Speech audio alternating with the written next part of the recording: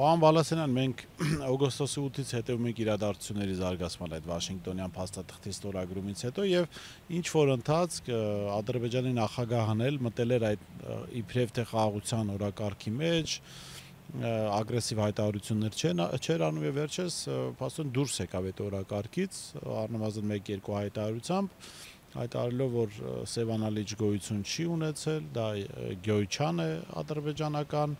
ըստ էության տարածքային այսպես պահանջներ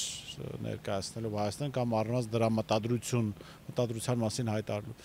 Ձեր գնահատմամբ ինչ տեղի ունեցավ, ինչ փոխվեց այս ընթացքում, որ Ալիևը վերադարձավ առնվազն կիսով չափ իր նախկին հռետորաբանությանը։ Ես կարծում եմ նախ պատճառը կայանում է նրանում կամ պատճառներից կարևորը կայանում է նրանում, որ Տրամպը ինքը կորցրեց հետաքրքրությունը այս նախագծի նկատմամբ։ Ակնհայտ էր ի սկզբանե, որ Տրամպը սա նախաձեռնում է նաև Նոբելյան մրցանակի համար, եւ երբ տեսավ, որ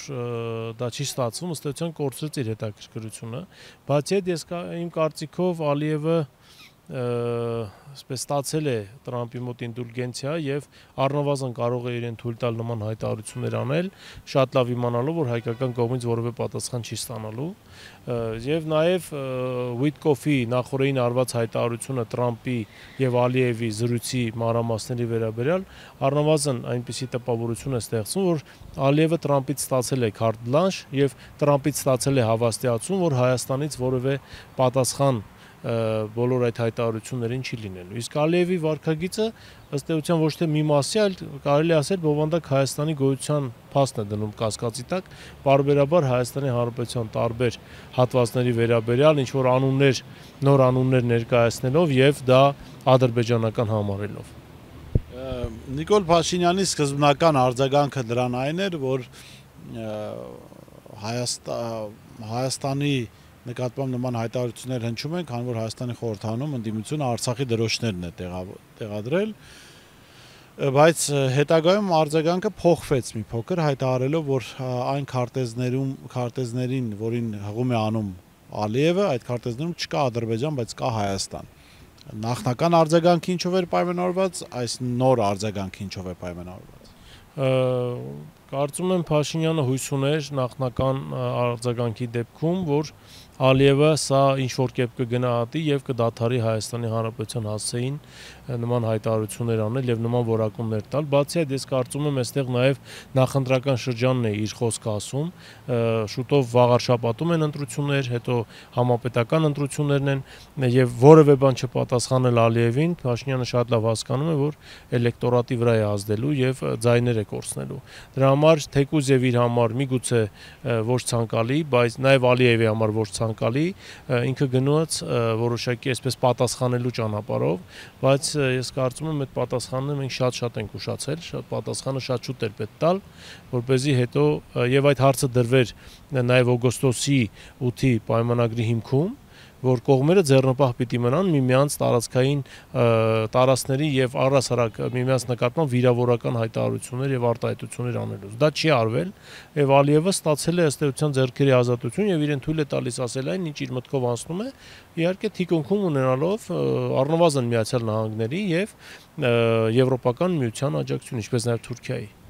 Պարոն Բալասանյան, վերջերս այսպես ղազախական ցորեն եկավ Ադրբեջանով Վրաստան, Վրաստանից Հայաստան երկաթգծով եւ սա մեծ իրադարձություն ներկայացվեց իշխանությունների կողմից։ Երեկ էլ հրապարակ օրաթերթը գրել էր, որ Նիկոլ Փաշինյանը առաջիկայում երբ այցելի Ղազախստանի իշխանությունները պատրաստվում են ոսկե արծիվ շքանշանով պարգևատրել նրան, ինչը նշանակում է, որ ըստ ղազախական իշխանությունների ինքը բացառիկ ծառայություններ է մատուցել Ղազախստանի Հանրապետությանը։ Որոնք են այդ արդյոք այդ միայն 20 վագոն ցորենի ներկրումը Հայաստան բավարար էր նման շքանշանով պարգևատրել, թե ենթատեքստում աշխարհաքաղաքական ուղերձ կա եւ նաեւ ընդհանրապես պարգևատրվում է, քանի որ այդ պանթուրանական նախագծին է Փաշինյանը ըստ էության անգնահատելի ծառայություններ մատուցել։ Նախ ղազախական ցորենի հետ կապված, ղազախական ցորեն այս բան Հայաստանում չկա։ Ղազախական ցորենը 3 Հայաստանի վարչապետն էլ ընդունեց, որ ղազախական ցորենը մնացել է Ադրբեջանում եւ այդպես էլ դեռ չի հասել Հայաստան։ Երկրորդը ղազախական ցորենի հետ կապված շատ կարճ։ Տոկաևի հայտարարությունը, թե Ակտաուից անցնում է Բաքու, Բաքվից գա Հայաստան, չի համապատասխանում իրականությանը։ Ինձ հասած տեղեկությունների համաձայն ղազախական ցորենը Ադրբեջան է մտնում կրկին Ռուսաստանի տարածքով։ Այսինքն սա էլ էր բլեֆ, որ իբր այլընտրանք եւ իբր դիվերսիֆիկացիա էր արվում, նման բան չկա։ Իսկ ինչ վերաբերում է թե ինչու են ոսկե արծիվ շքանշանով պարգևատրում, այո, ես համաձայն եմ ձեզ հետ, նաև Հայաստանի իշխանությունները թույլ տվեցին, որ Ղազախստանը փորձի այստեղ փոխարինել Ռուսաստանին եւ աշխարհաքաղաքական որոշակի այսպես ռևերանսներ անի դեպի արևմուտք, ցույց տալու համար, որ Հարավային Կովկասում էլ ինքը որոշիչ դերակատարում ունի, դրա համար ինքը նաև կարևոր պիտի լինի արևմուտքի համար Կենտրոնական Ասիայում։ Դրա համար իհարկե ոսկե շքանշանով կարելի է պարգևատրել ըստ ղազախական տրամաբանության, բայց եթե ավելի հստակեցնենք եւ ավելի կոնկրետ խոսենք հարցի մասին, Տոկաևն այստեղ ըստ էության ոչինչի չասավ։ Եվ այդ ցորենը, որի մասին այդքան թմկահարվեց, որ խոսվեց, թե իբր օգոստոսի 8-ի հետևանք է դա օգոստոսի 8-ի հետևանք չեղավ փաստացի, դա եղավ օգոստոսի 8-ը նոյեմբերի 9-ի սոուսով մատուցել եւ փաստացի այսօր գործում է նոյեմբերի 9-ի արձանագրությունը եւ նոյեմբերի 9-ով է ցորենը գալիս Հայաստան։ Այսինքն այստեղ Տոկաևի առաքելությունը մենք կարող ենք համարել տապալված այս պահին գոնե։ Ինչով եք դա հիմնավորում, որ զուտ Ռուսաստանի տարածքով է գալիս դրա համար, որ ռուսական ցորենն է գալիս։ Որ ռուսական ցորենն է գալիս, եթե օգոստոսի 8-ի տրամաբանությամբ գնանք, ապա դա պիտի լիներ 100%-անոց ղազախական ցորեն կամ ամերիկյան կամ կանադական գոնե, որովհետև այդ երկրներն են ցորեն արտադրող երկրներ։ Եթե անգամ ղազախական ցորենն է գալիս Ռուսաստանի տարածքով, դա նշանակում է, որ Տոկաևի առաքելության մեջ ինչ-որ մի բան այն չի եղել եւ ինչ-որ մի բան չի ստացվել։ Հետևաբար առաքելությունը կարող ենք համարել ինչ-որ տեղ տապալված, բայց իհարկե Տոկաևին հնարավորություն տրվեց մի քանի օր լինել Հարավային Կովկասում Ռուսաստանը փոխարինող կամ փոխարինել փորձող երկրի ղեկավար, կարծում եմ դա արդեն բավական էր, որպեսզի նման որոշում կայացներ պարգևատրման համար։ Իհարկե նաև որ համաթուրանականի հետ կապված Հայաստանը խնդիր չի տեսնում, որ դա վտանգ չէ, այլ առհասարակ կարող ենք դրանից օգտվել եւ այլն եւ այլն։ Իսկ սա բնականաբար թուրքական աշխարհի լիդերության համար պայքարող Ղազախստանի համար շատ մեծ գին արժե, դրա համար էլ երևի որոշել են այդ ոսկե արծիվ շքանշանով պարգևատրել։ Պարոն Բալասանյան, իշխանությունները շարունակում են հակառուսական հռետորաբանությունը եւ դրա շրջանակներում ազգային ժողովում վարչապետի պաշտոնը զբաղեցնողը սրբազաններից մեկին, մասնավորապես Եզրա Սրբազանին մեղադրեց իբրև թե KGB-ի գործակալ լինելու մեջ, չնայած այդ KGB-ն վաղուց գոյություն չունի, հետո քարոզչական դաշտում փորձեցին Ռուսաստանի Դաշնության նախագահի կողմից Նևսկու շքանշանով պարգևատրվելը Եզրա Սրբազանի ներկայացնել որպես ահա ապացույց, որ ասում էինք, որ գործակալ էր, հա։ Նախ ուղերձը ՌԴ նախագահի պարգևատրման որն էր ձեր գնահատմամբ եւ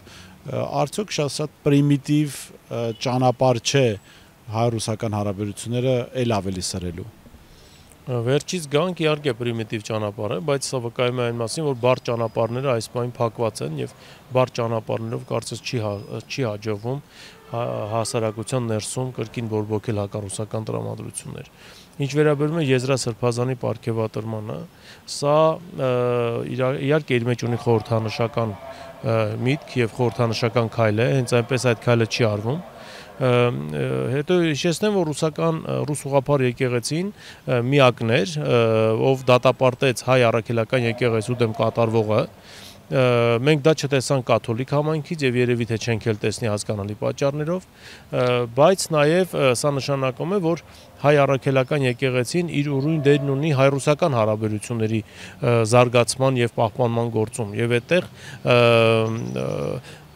Եզրա Սրբազանին պարգևատրելը ունի իմաստ։ Դրան գումարած սա նշանակում է նաեւ, որ Ռուսաստանը այստեղ դիտվում է իբրև ավանդական արժեքներ պահպանող երկիր եւ միգուցե դա դուր չի եկել այն շրջանակներին, ովքեր այդքան էլ կողմ չեն ավանդական արժեքների պահպանմանը եւ դա իրենց համար խորթ է, միգուցե, բայց այդ քայլը խորհրդանշական է, այդ քայլը նաեւ ազդակ է ուղղված Հայաստանին, որ հայ առաքելական եկեղեցու հետ կատարվողը չի տեղավորվում երկու եկեղեցիների հարաբերությունների տրամաբանության մեջ եւ անկասկած ռուսական կողմը իր ձայնը սրանով բարձրացրեց եւ վստահ եմ, որ ելի տարբեր առիթներով բարձրացնելու է։ Սովորաբար տարվա ավարտին Մոսկվայում կամ ԱՊՀ անդամ այլ երկրների մայրաքաղաքներում տեղի ունենում ԱՊՀ ավարտական գագաթնաժողովներ, հա։ այս տարի էլ բնականաբար տեղի կունենա եւ ամենայն հավանականությամբ Նիկոլ Փաշինյանը կմասնակցի, տարին ձեր գնահատմամբ ինչպես են ամփոփելու Հայաստան-Ռուսաստան հարաբերությունների կոնտեքստում, արդյոք ամփոփելու բան կա, ձեռքբերում կա, որ կարելի է արձանագրել։ Ես կարծում եմ ձեռքբերում որպես այդպեսին կարող ենք համարել այն, որ 24 թվականի համեմատ 25 թվականը մի փոքր ավելի թույլ լարվածություն բերեց հայ-ռուսական հարաբերությունների տարբերություն 24 եւ 23 թվականների, այս տարի լարվածության մակարդակը մի փոքր ցածր էր, դա չգիտեմ ինչով է պայմանավորված, միգուցե կա հրահանգ հայ-ռուսական հարաբերությունների մասին այդպես չխոսել, միգուցե Մոսկվայի քաղաքականությունն է փոխվել եւ ավելի այսպես ճկուն եւ փափուկ ուժ է իրականացնում եւ դրա արդյունքում նաեւ իշխանական շրջանակների մոտ այդ հայ-ռուսական հարաբերությունների լարվածության մակարդակը մի փոքր իջել է, բայց լարվածությունը կա եւ այդ լարվածությունը կարծում եմ դրան գումարվեց եւ Սամվել Կարապետյանի այսպես ձերբակալությունը եւ նաեւ իհարկե առաջին հերթին հայ առաքելական եկեղեցու դեմ սկսված արշավը, բայց դրան զուգահեռ մի բան հայտարարել եւ մյուս անգամ գնալ եւ մասնակցել այդ խորհրդաժողովներին եւ նաեւ մի բան էլ ֆիքսենք, այսքան տարիներից հետո առաջին անգամ Հայաստանի եւ Ռուսաստանի անվտանգության խորհրդի քարտուղարներն են հանդիպում ԱՊՀ շրջանակներում, սա ինքնին քայլ է, սա ինքնին նշանակում է, որ այս տարի այդ լարվածությունը մի փոքր իջել էր, բայց դա չի նշանակում, որ խնդիրներ չկան, խնդիրները բազմազան են եւ նաեւ կարծում եմ քննարկման խնդիրը պետք է լինի առաջին հերթին հանրային ոլորտում եւ լրատվական դաշտում, հատկապես մերձիշխանական, հակառուսական այս լարվածության մակարդակը իջեցնելը, որովհետեւ այո, պաշտոնական մակարդակով միգուցե հայտարարությունները այդքան սուր չեն, բայց հանրային հեռուստատեսությամբ եւ տեղեկատվական այո դաշտում դրանք շարունակում են մնալ եւ շարունակում են գերիշխող դիրք զբաղեցնել ողջ այս մուլտիպլեքսում։ Դրա համար սա կարեւոր հարց է, որին պետք է կարծում եմ անդրադառնալ։